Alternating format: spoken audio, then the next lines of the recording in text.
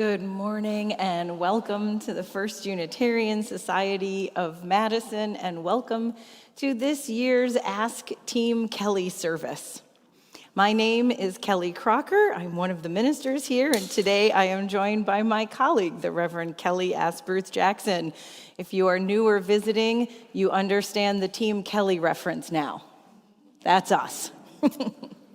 We are also joined by the worship team of Linda Warren, Drew Collins, and Daniel Carnes. We are grateful for all those volunteering this morning as greeters, ushers, hospitality providers, lay ministers, and sound tech. A special thank you to Philip Delaquess for the beautiful cello, along with Linda on the harp this morning, and to the members of our Anybody Choir who woke up early and got here and have been singing away. I was grateful to hear them rehearsing because it's beautiful. Thank you. At First Unitarian Society, we question boldly, listen humbly, grow spiritually, act courageously, and love unapologetically. If you're visiting us today, welcome. We're so very glad that you are with us. If you'd like more information about our activities and programs, please stop by the welcome table located in the Commons. And we hope you'll be able to stay and join us for coffee hour immediately after service, also right out in the Commons. For families with young children, the formal classes of our Children Religious Exploration program are in recess for the summer. However, we continue to offer our message for all ages. There is still child care available for very young children, and school-age children have the option of supervised play on our playground, along with opportunities for crafts and other activities. And of course, all ages are always welcome here in the auditorium throughout the service.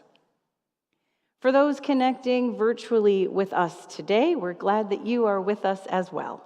We hope you'll be able to take a moment and watch the announcement slides after today's service to learn more about our upcoming activities. As of July 1st, our new fiscal year has begun, but that annual pledge campaign, that free will giving that provides the financial support which sustains this congregation, remains ongoing.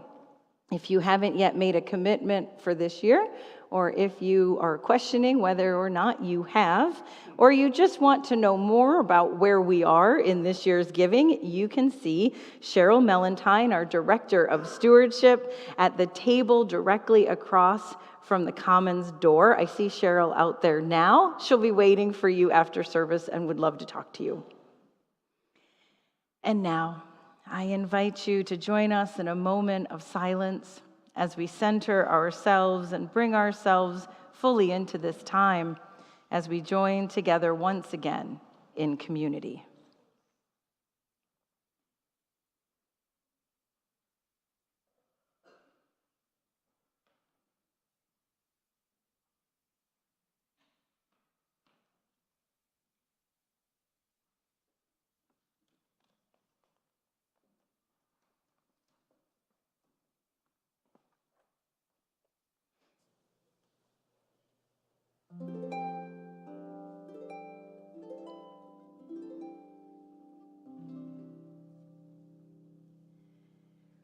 We seekers are on a quest to discover truth and meaning. Sometimes we think we've found it, wrapped up, glimmering with newness, straight off the intellectual assembly line. All the answers right here for us and others if they'd only listen. But truth has a way of coming in disguise, sometimes wearing rags and sometimes finery, but so often cloaked from our immediate sight. And sometimes that which we have rejected, that which we have let go of or decided was only for others but not us, can be our teacher. Let our time of worship be an acknowledgement of the never-ending journey toward truth and meaning, and our appreciation of those we learn from along the way. We invite you now to rise in all the ways we do and join in the words of affirmation as we light our chalice. The chalice lit amongst us is a beacon of hope in a world in crisis, a beacon of possibility made manifest in community, a beacon of warmth through our interconnections, a beacon of light illuminating our shared wisdom, a beacon of connection by our being together. And we invite you now to take a moment to turn and greet those around you.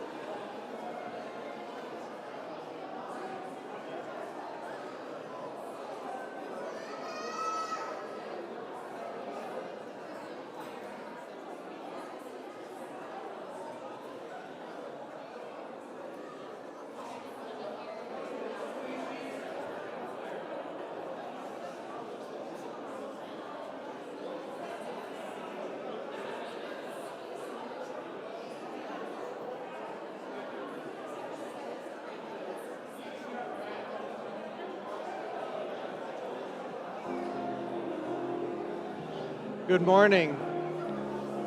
It's time to sing our opening hymn, number 1003, Where Do We Come From?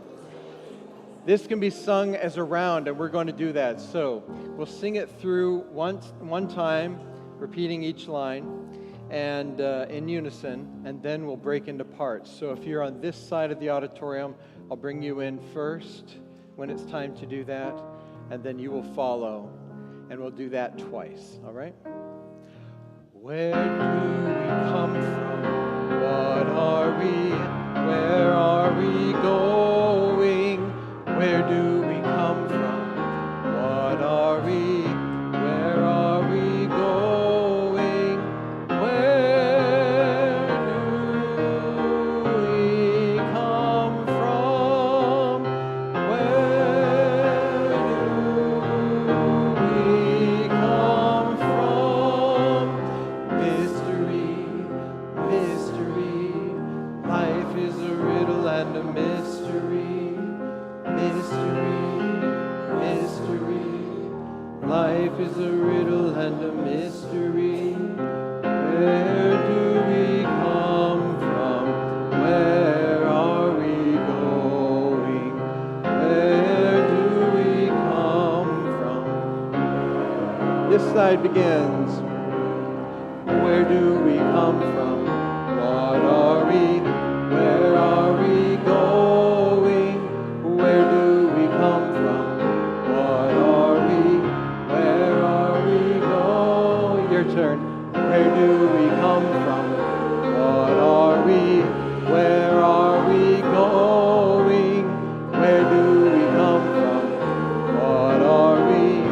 Where are we going? Mystery, life is a riddle and a mystery. Mystery, mystery, life is a riddle and a mystery. Mystery, mystery, life is a riddle and a mystery. Where do we come from? Where are we? Back to the beginning. Where do we come from? What are we? Where are we going? Where do we come from? What are we? Where are we going? Where do we come from? What are we? Where are we going? Where do we come from? What are we? Where are we going? Mystery, mystery, life is a middle and a mystery. Mystery, mystery, life is a riddle and a mystery. Where do we come from? Life is a riddle and a mystery. Life is a riddle and a... Let's sing that ending again. Where do we come from? Where are we going? One more time. Where do we come from? Where are we going?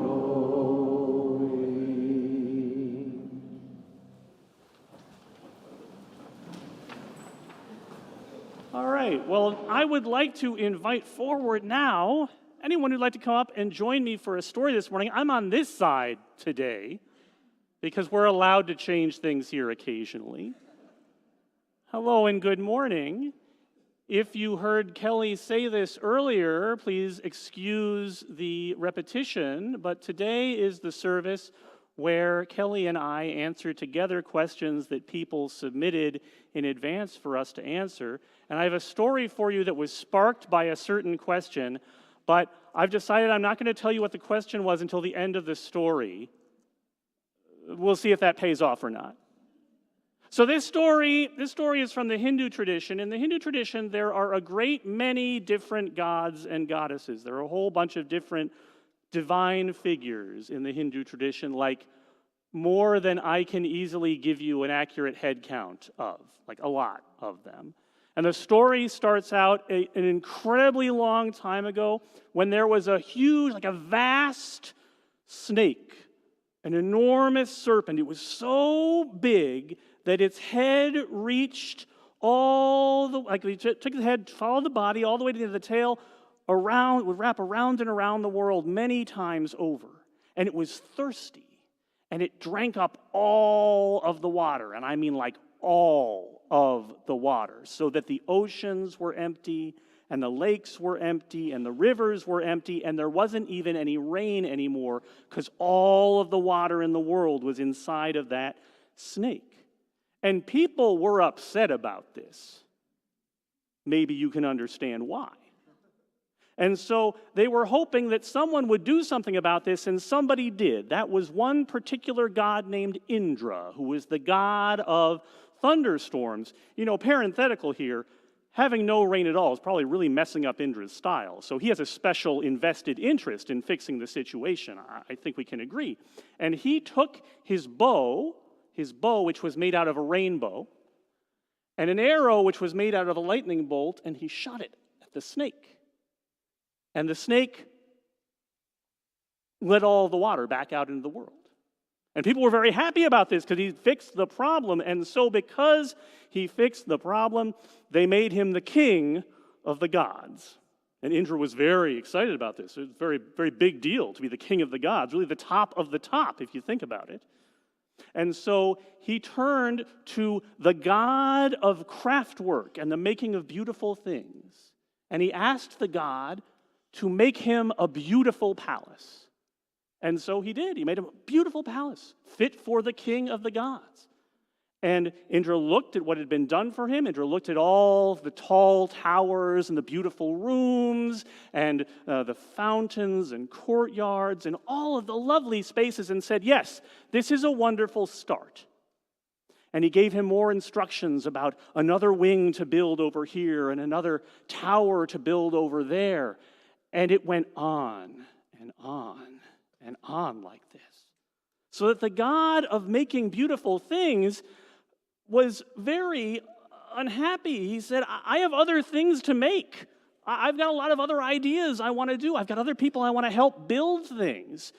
But all I spend my whole day doing is making more and more beautiful shapes and rooms and towers and courtyards for Indra. He is immortal. I am immortal. This could go on forever. So he complained about this, and someone listened to his complaint. And the person who listened to his complaint was Krishna. Krishna is another very important deity, another very important god in Hindu cosmology. And Krishna often shows up in stories, not always, but often shows up in stories as a child. And so Krishna, the child, came to the court of the great king of the gods, Indra, and had a whole bunch of other children along too. And because it is the duty of a god to receive pilgrims with great hospitality, Indra welcomed Krishna into his court and gave Krishna the opportunity to have a conversation with the king of the gods. And Krishna said, "Wow, what a beautiful palace you have here. So many towers, so many rooms, so many courtyards, so many fountains. You know, I have never seen the like of it in all the many palaces built by all the many Indras that have already been before you." "All the many Indras that have already been before me," said Indra, the king of the gods. "There is none that is like me. I am the one and only Indra. I am the king of the gods." And Krishna said, "Yeah, right now." And as they were having this conversation, Indra looking very perplexed on his face, very concerned, very upset, a whole great line of ants came marching across the floor of Indra's throne room. And the room was so big. I mean, this is like, this is a palace fit for a god, right? The room was so big that this great column of ants was as many as all of the ants that are on Earth right now. The whole planet wide, like all of those ants just came marching along the floor of the room. And Indra was a little bit taken aback by this. And Krishna just sort of looked at them and laughed. And Indra asked, "Why are you laughing? This is a big problem. I try to keep my palace very clean. This doesn't usually happen to me, And so Krishna said, "Well, it's funny to me because all of these ants, once upon a time, each one of them was an Indra. And if you give it enough time, if you wait long enough, each one of them will get to be an Indra again. Because, and this is something that is true in the Hindu teaching, and I don't know if it's true or not, but this is something that is believed in the religion of Hinduism, is that when we die, we are reborn again into a new life as some new thing, maybe a person, maybe an animal, and that we live over and over and over again. And not only do we live over and over and over again, but time does the same thing. So that time goes through a great cycle.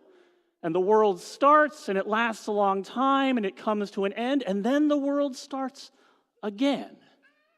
So that Krishna was saying that enough spins of the wheel, enough times through this loop, over and over and over again, even the lowliest ant, gets to rise to the level of the king of the gods, and then fall back down again. On and on, over and over again. So that it doesn't matter that much if you have the best palace that anyone has ever seen, because given enough time, you're going to be an ant. This was the lesson that caused Indra to stop his big construction project and let the god of making beautiful things make some other beautiful things for other people instead. That's my story. The question that sparked it was the question, is there a story that you really love, but you haven't had an opportunity to fit into a service yet? And I thought, well, I have a lot of stories, but maybe take this as a challenge to try a story that I'm not sure if I have enough space and attention to make work or not. And you did a wonderful job paying attention to me. Thank you very much.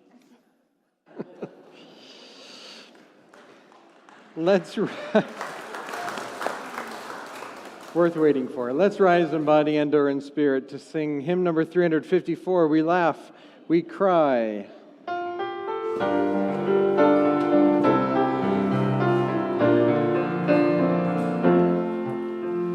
We laugh, we cry, we live, we die, we dance, we sing our song. We need to feel there's something here to which we can belong. We need to feel the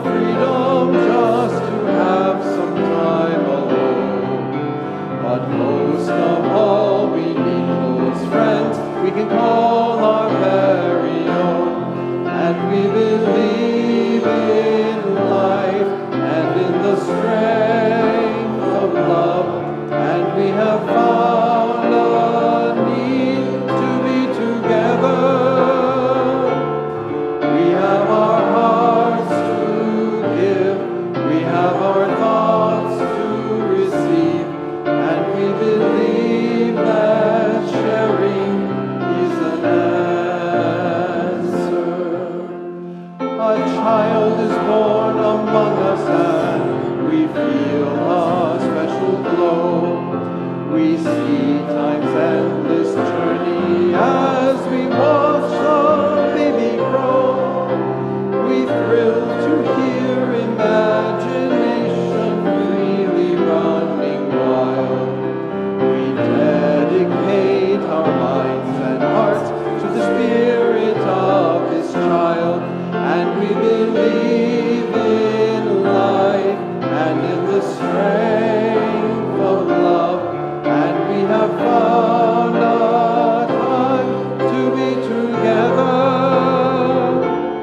And with the grace of age, we shall wander on, and we believe that caring is an answer.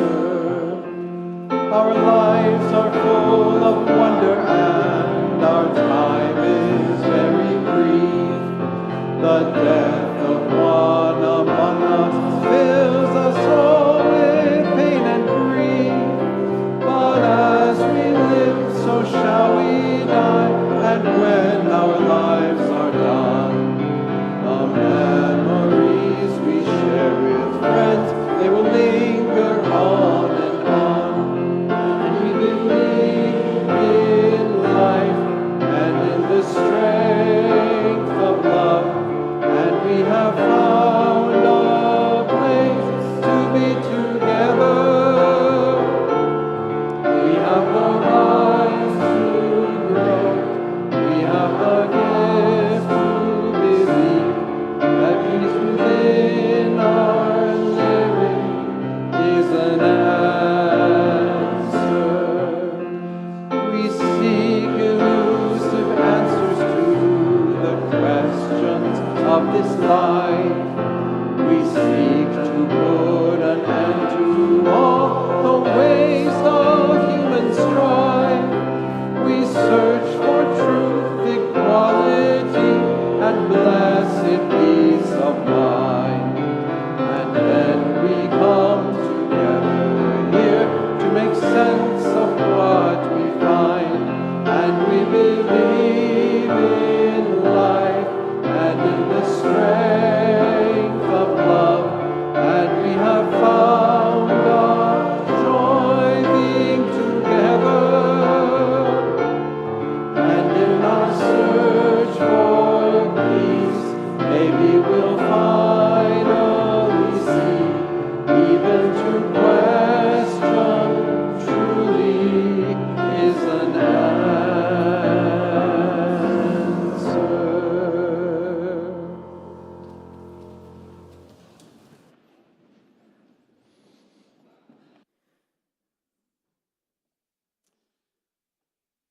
The world is loud. The part of our planet that most human beings live on, the top surface of the Earth's crust, is full of noise. The sounds of wind and water, of animals moving about and calling to each other. The innumerable sounds created by human beings and all our artifice. However, out beyond our planet's atmosphere, into the vast gaps between the stars, which compose most of the cubic footage of the cosmos, it is a different story. Waves and particles still fly about. It is beautifully, mysteriously complicated up there. But the human ear is evolved for our environment down here, such that there is very little for us to literally hear out in space. In a sense, the world is loud, but the universe is quiet. So now, in order that we might commune for a time with that vast cosmic silence, let us spend this moment together, resting in reverent quiet.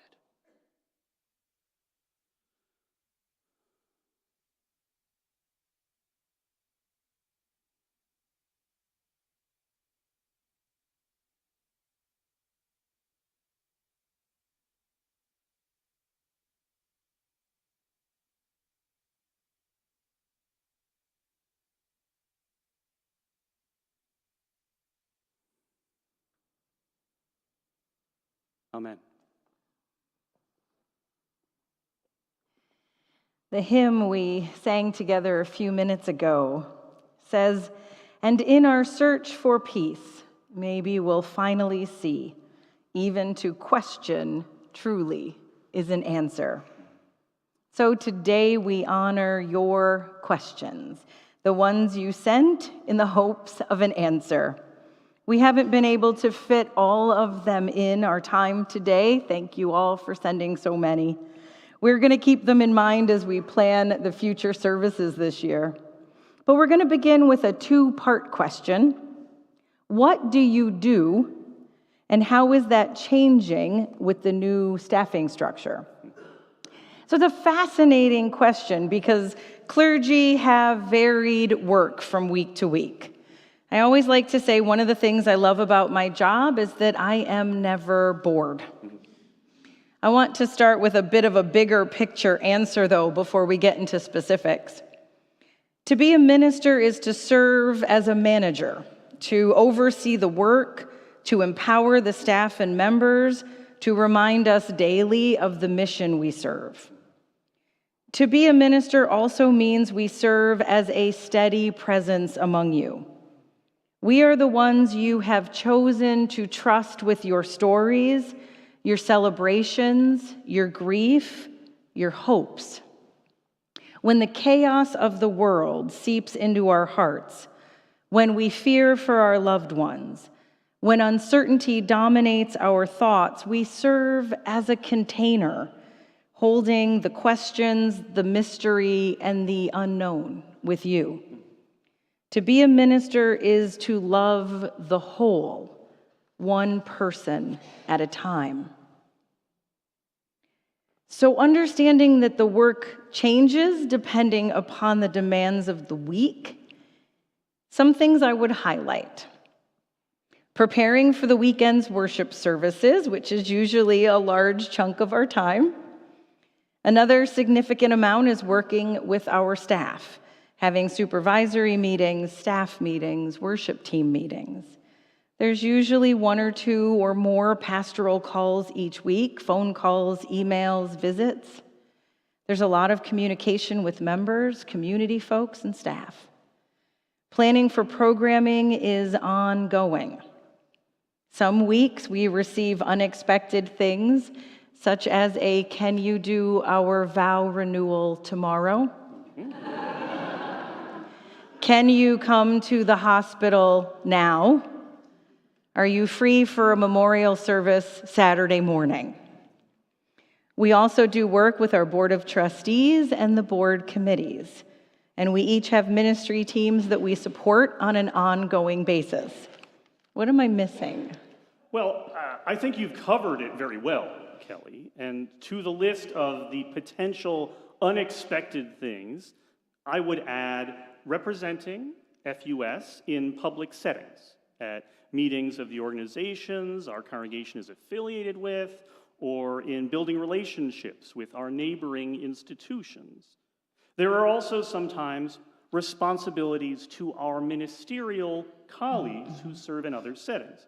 Being a part of the cohort of Unitarian Universalist ministers allows us to call on them for ideas, experience, and moral support, but it also includes the expectation that we will reciprocate with the same in return. And as one more layer on top of all of this, there is that magical phrase traditionally incorporated into most ministers' letters of agreement. Other duties as assigned. We do what needs doing in the interest of the congregation and its mission. Sometimes that's reading a book, delivering a sermon, or offering a listening ear. Sometimes that's grabbing a mop and swabbing the floor. The reduction in staffing does have ramifications for both of us, as it has ramifications for all of us. In my world, I've gained the ministerial oversight of our stewardship program and our fabulous stewardship director, Cheryl Mellentine. Programming for adult education has returned to me. It's currently focused on our new Pathways program that starts September 14th. And if you have adult education ideas, please come talk to me. Kelly now he oversees the social justice program with the loss of our coordinator. We're all doing more administrative work, especially Kelly, with the loss of 2 administrative staff members. And one thing I know that's a priority for both of us in the coming year is working with the staff that is here to ensure that their workload is manageable, that they are getting the many volunteers that they need, and that they feel well supported and connected into the whole of what we do here. I think that we should name that the goal of making our new staffing model a manageable and equitable project for all of us together involves stepping in and stepping up where we can, but also moderating some of our expectations, extending a lot of grace to each other in all directions. Volunteers to staff, staff to volunteers, volunteers to volunteers, and staff to staff. So the next question that we are going to answer begins from the understanding. So this is the background you need for it if you don't already know. That Kelly was raised Roman Catholic, and that I grew up Unitarian Universalist, but also became Jewish as an adult. So the question is, what in Catholicism and Judaism, respectively, is a part of your present religious life? For my part, a good bit of what drew me into relationship with Judaism was the harmony that I found it to have with my own deep identity as a Unitarian Universalist. In the synagogue, and especially in the practice of studying the Torah, I found so many of the same moral themes from my faith of origin: a fierce commitment to curiosity and inquiry, an even more focused, determined intention on giving aid and defense to the oppressed, a recognition that life is messy and people are complicated, and that these are not excuses to give up on them or to give up on trying to do what is right, but illustrated and informed by a galaxy of stories that were mostly new and intriguing to me.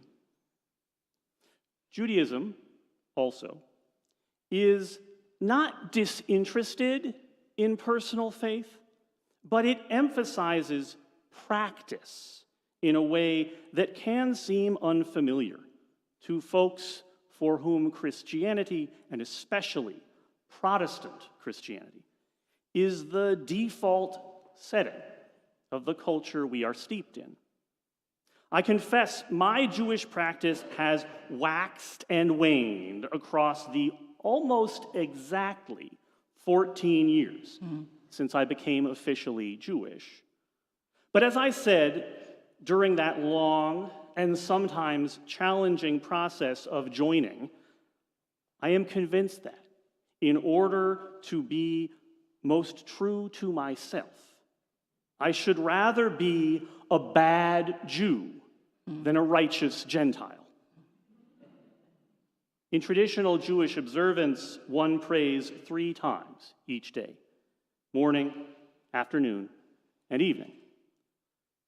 On a good day, I manage it once in the morning. The prayers that I recite are of my own choosing, a selection from Jewish, Christian, Muslim, Unitarian Universalist, and Unitarian Universalist sources. A few I wrote myself. I add about one new poem or passage about every year or two. I have not removed any yet. Besides my love for Jewish stories and little telltale indicators, like the mezuzah on the doorframe of my office, I think the way my Jewishness is most likely to show through in my life and work is in my commitment to wrestling with the texts that I find important in life, in search of ever-deepening meaning. Whether that means some literal book, ancient or modern, or my own experiences and the experiences that others choose to share with me. I loved growing up Catholic. I can still close my eyes and see the inside of St. Patrick's Church in Scranton.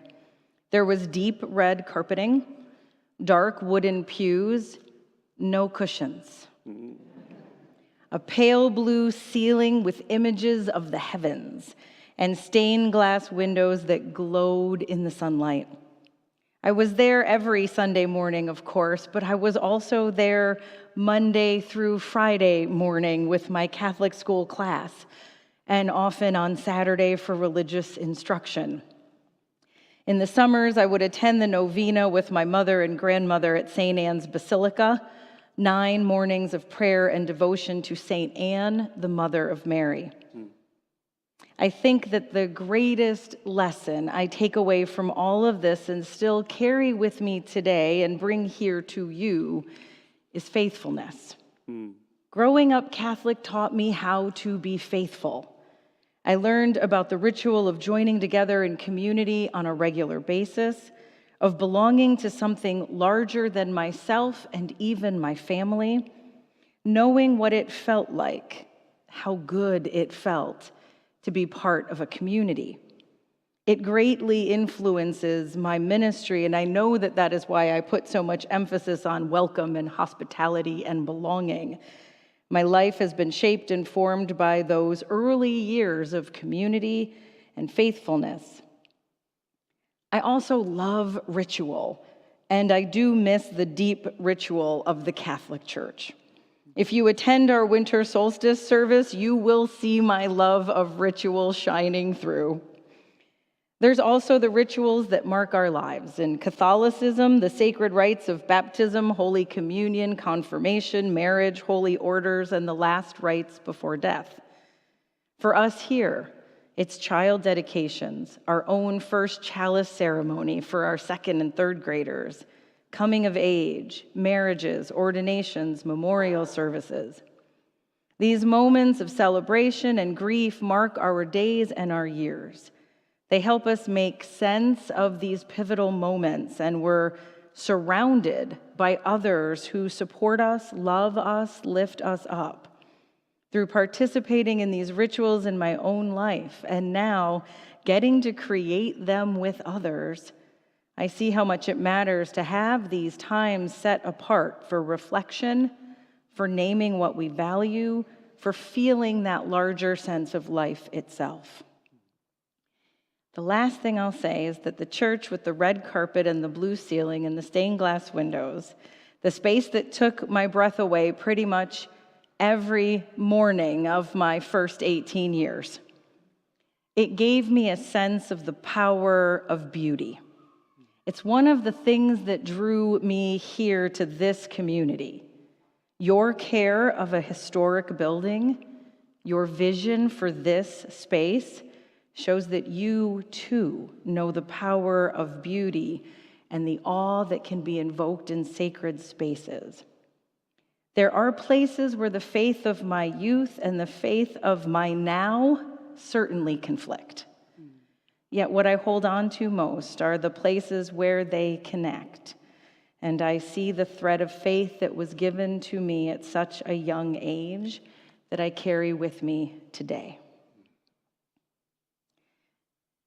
Our next question is about the recent change to the bylaws of the Unitarian Universalist Association known as Article 2.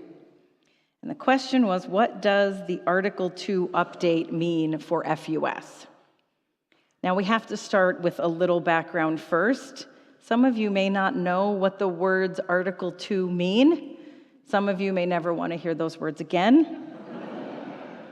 Article 2 of the Unitarian Universalist Association's bylaws holds the purpose of the UUA and contains a covenant between its member congregations.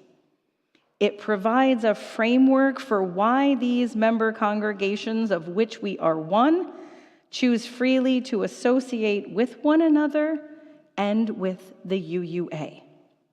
It is meant to inform congregational life. It is not written to be a personal code or set of commitments. When the Unitarian Universalist Association was formed in 1961, Article 2 was a list of objectives. It said things like, we will strengthen one another in a search for truth. We will serve the needs of member congregations and organize new fellowships and congregations. In 1985, Article 2 became a covenant that now affirmed and promoted a set of values. This is where the UU principles and sources have lived. That beautiful statement that defined who we are as Unitarian Universalists for 35 years, that we continue to hold dear. Some of us can recite it for you from memory. That has now become a piece of our history, as the bylaws now contain a listing of values with a flower graphic that you're going to see on the screen. There it is. What does this mean for FUS? It means we have something new to talk about. Well, some of us have been talking about this potential change for years now, and the change has now happened, so we get to talk about how will it impact us here. The graphic will now be in our classrooms. These values, justice, equity, generosity, pluralism, transformation, interdependence, is what we will be discussing with our children. What do these really big words mean? We will ask them what it means to hold love at the center of our faith and of our days. What does that look like in practice? What does that mean to you? Now, we want to say again that this is a covenant between member congregations, as it's always been. It is not a creed. You don't need to love it to be here. You don't even need to like it. You may be pondering some of the word choices and wishing others were chosen instead. You may miss the 7 principles. You're not alone. Over the coming year, we're going to have time to discuss this new statement and what it means for us. What I care most about in these conversations is, what does this mean to you? What do you think when you look at it? What word or words jump out at you? Does it bring you any meaning? Any bearing on your days? What do love, generosity, interdependence mean to you? How would you use those words to say why you choose to be here? Or what other words would you use? This is another moment among so many when we have the chance to reflect on why we choose to be here together and how our shared values impact our lives. If we believe in justice, how do we act because of it? If we believe in transformation, how does that guide our days? I'm looking forward to the conversations and hearing your answers to those questions. Now, we received several questions that were similar to our first one about the ins and outs of ministry. One asked the hardest thing about being a minister, and another, asked, how do you do it? How do you figure out what to say on Sunday morning when there has been a tragedy the night before? So I will start with the second part here, because it's easier. Sometimes something happens the day or the night before a service that fundamentally changes what needs to be said. My solution to this is simple. I cannot stand up to preach something until I mean it. That doesn't mean that it ends up being something worth hearing. You're the ones who get to judge that. But I can't rest until I have something that I can stand behind having said, that I can offer to the good folks who come early to make coffee, and the families who worked hard just to get here on time, and the stranger who came today for the first time, and maybe the only time, because they needed a place where they could cry. I cannot get comfortable until I feel like I have something that could be worthy of the gift of your attention. And sometimes that makes for a very long night. Those long nights are a hard part of ministry. And another hard one, perhaps the hardest part of ministry, is living with so much loss. There are the actual losses, people we have known and loved for years upon years who pass away. It's a great privilege to journey with family and friends as we craft celebrations that honor their lives. And we miss them. There are faces I see in the seats among you. The ones who came week after week and sat in the very same spot. There are mornings when I can see their smiles in those spots. It is hard to lose the ones we love. Then there are the other losses, the people who choose to leave us, maybe because they move away, or maybe because something happened that they didn't agree with, or life took them in another direction. We miss them too. Being intimately involved in people's lives is bittersweet. We watch your children grow. We age along with you. We cry when you ask us to celebrate your weddings or create your memorial service. These are immensely sweet and tender moments, and the bitterness only comes in because we too are human, and we miss you when you're gone. Our next question is, what is the greatest mystery that continues to boggle your mind? I find it a little bit easier to begin my approach to this question in the negative. There are certain classic cosmo-theological questions that are considered the traditional province of religion. Where do all of us come from in the first place, and where do we go when we die? I can take an intellectual interest in these subjects and enjoy the multiplicity of answers to them. But they aren't matters that occupy my deep curiosity very much. For the topic of what there was before there was a was, as for the afterlife issue, I am strongly in agreement with singer-songwriter Iris DeMent. That is one area where I am content to let the mystery be. But what does intrigue me, what constantly draws the attention of my moral introspection, is the mystery of how to live rightly. We come out of a mystery too vast to confine with certainty and return to much the same. But the question of what I ought to do with my own brief sojourn between the mysteries, and how the countless eyes who dwelt on earth before and around me have answered and are answering that same question for themselves. This is the matter that most sticks with me?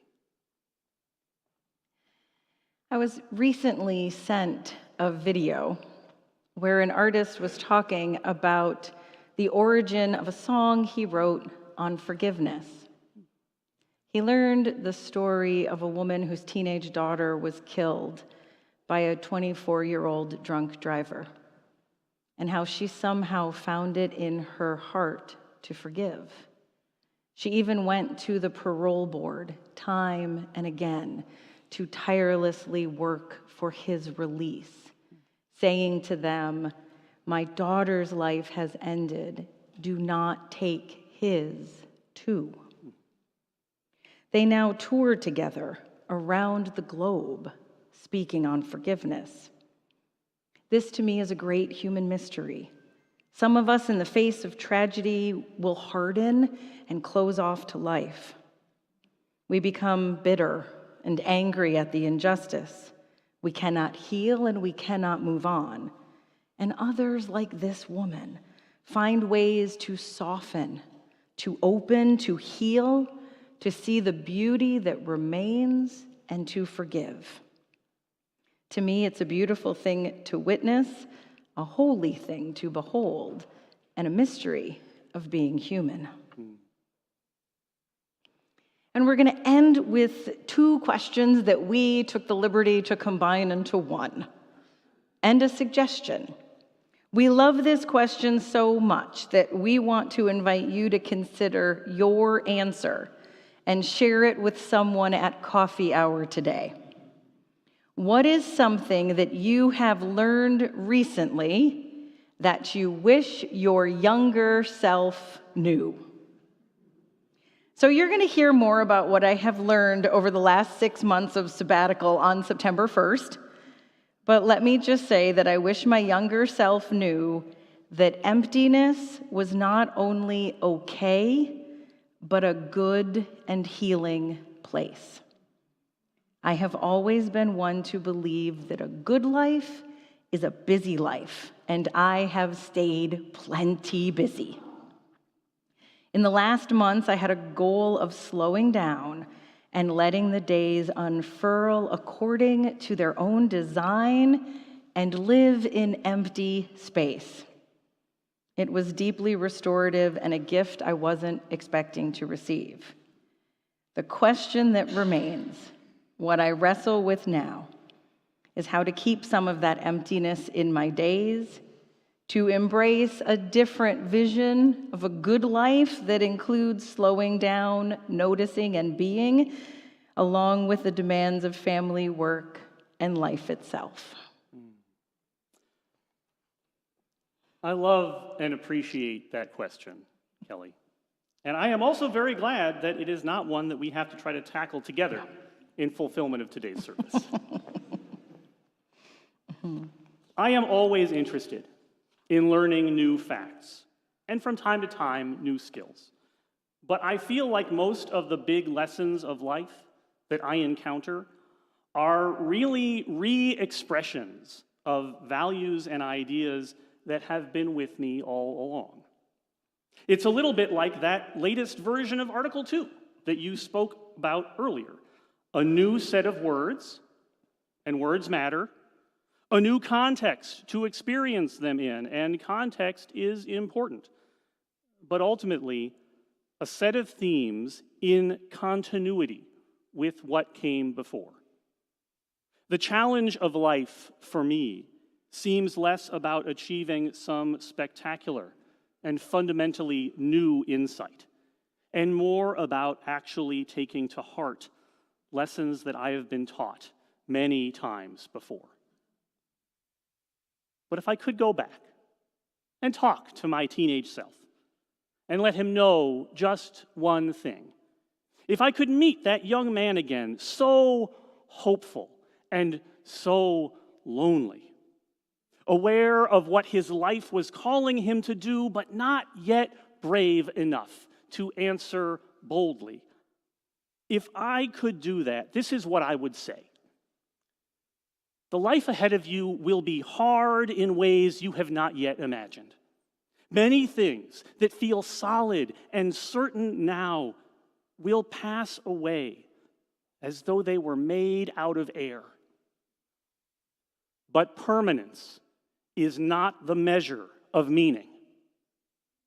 And joy and love and work worth doing cannot be judged simply by the terms on which they end. The life ahead of you will be hard and also worth living. Keep going.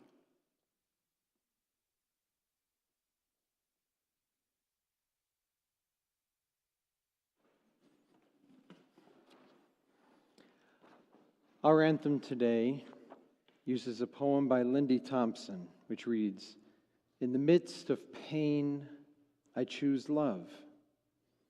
In the midst of pain, sorrow falling down like rain, I await the sun again. I choose love. In the midst of war, I choose peace. In the midst of war, hate and anger keeping score, I will seek the good once more. I choose peace. When my world falls down, I will rise. When my world falls down, explanations can't be found. I will climb to holy ground. I will rise."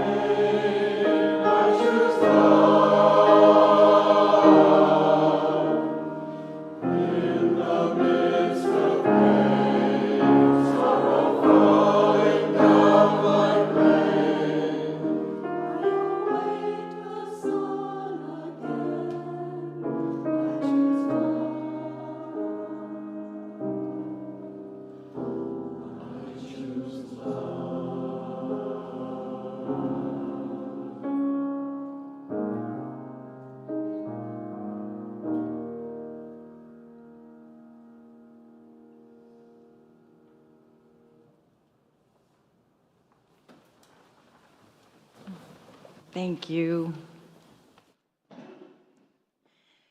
I invite you now into this time of giving and receiving, where we give freely and generously to this offering, which supports the ongoing work of this community. There's multiple ways to share your gifts. Baskets are being passed here in the room. You'll see on the screen that you can donate directly from our website, and you'll find the text to give information there as well. We thank you for your generosity and your faith in this life we create together.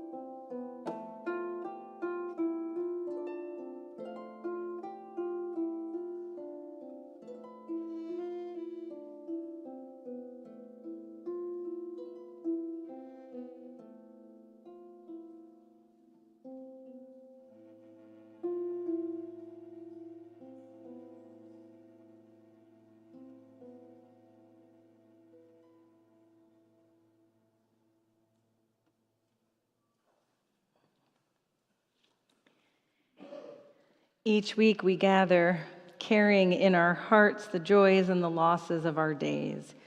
We share them here, knowing they are held in love. We light a candle for Jane Eyre, who passed away on Monday. Jane was a longtime member and a deeply spiritual person. She was a mentor to a number of people in our Quest program, and she companioned them with great compassion. She's had an impact on many of us. Jane was kind and she was generous, and we miss her gentle and loving spirit. The Four Lakes Welcome Corps is celebrating the months that the Ivani Walongo family lived in Madison and their successful relocation to Virginia. Thanks to all who supported them as they began their American life. We light a candle for all those who feel isolated by grief, chronic pain, illness, others who are alone and lonely. To you, we extend our compassionate hearts. We light a candle of ongoing lament for the violence which plagues our world. Fervently, we yearn for peace here at home and around the globe. And we light a candle for all those joys and sorrows, hopes and dreams that remain unspoken in the silent sanctuaries of our hearts. I invite you now to turn with us inward and outward as we enter together into an attitude of meditation and prayer with these words from Andrew Pakula. We arrive together here, travelers on life's journey, seekers of meaning, love, healing, justice, truth. The journey is long, and joy and woe accompany us at every step. None is born that does not die. None feels pleasure that does not also feel pain. The tear has not yet dried on the cheek, but the lips curve sweetly in a smile. Numerous are our origins, our paths, and our destinations. And yet happily our ways have joined together here today. Spirit of life, source of love, may our joining be a blessing. May it bring comfort to those who are in pain, hope to those who despair, peace to those who tremble in fear, wisdom and guidance for our journeys. And though this joining may be for just a moment in time, this moment is all we can ever be certain of. May we embrace this and every instant of our lives. Blessed be, and amen.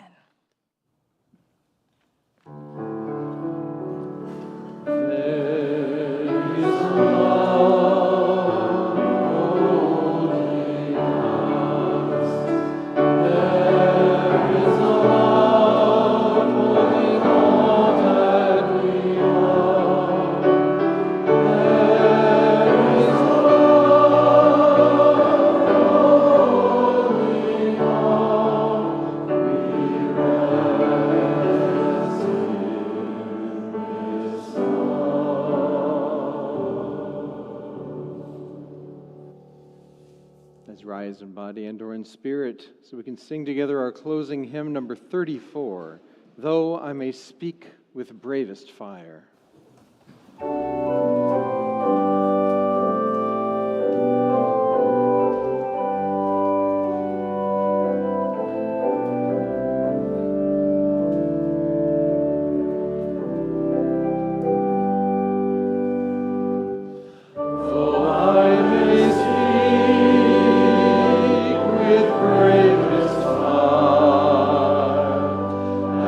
Have the gift